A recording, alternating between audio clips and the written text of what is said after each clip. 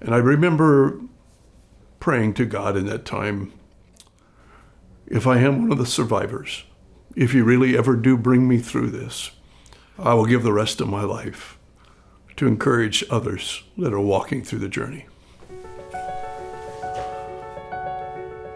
I'm Steve Smith. I'm in the financial services business.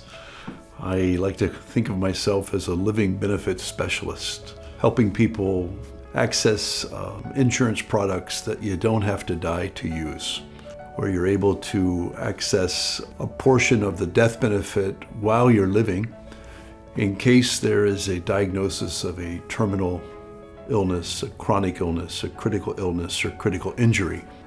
Well, I was raised in the home of a pastor. Actually, I'm a third-generation pastor. And so at the age of 25, I'm speaking at a Bible conference. And all of a sudden, as I'm speaking, it feels like literally a shot goes right through my chest and my heart. Within a matter of days, I found myself in the doctor's office and saying, "Doctor, something is not right. Something's wrong. I'm struggling to breathe." And he said, "Well, let's do a chest X-ray and let's just see what's up." And I'll never forget, as he came back in the door, he was as white as the wall.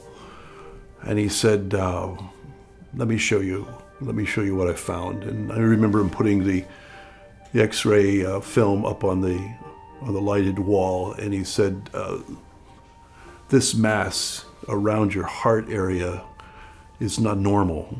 He said, "I've already made the phone call to the major hospital 3.5 hours away. You're not to drive, but you're to get there as quickly as you possibly can. They'll be waiting for you." And here I am as a young father with a diagnosis of stage 4 Hodgkin's disease, no life insurance. They didn't have living benefits back then. What do I do? Where do I go? How do I navigate the next 6 months of chemotherapy and then 13 radiation treatments? That was back when the treatment was 2.5 hours long. The meds were so powerful. I remember the nurses would be fully gowned and they literally would reach through holes in the glass to mix the meds and touch the meds that they were putting into my body. And I'll never forget, I was having a especially hard time one day, and the nurse, with tears, said, no one should ever have to go through this. Sometimes I wonder if I would have been able to make the journey without that care.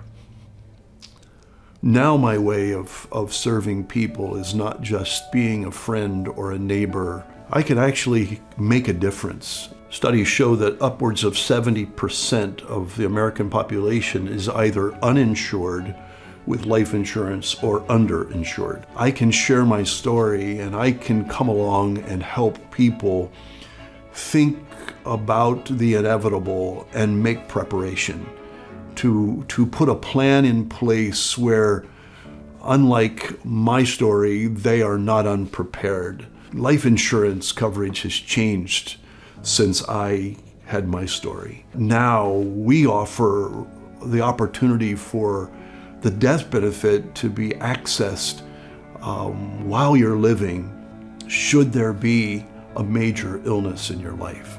It provides options. It provides hope.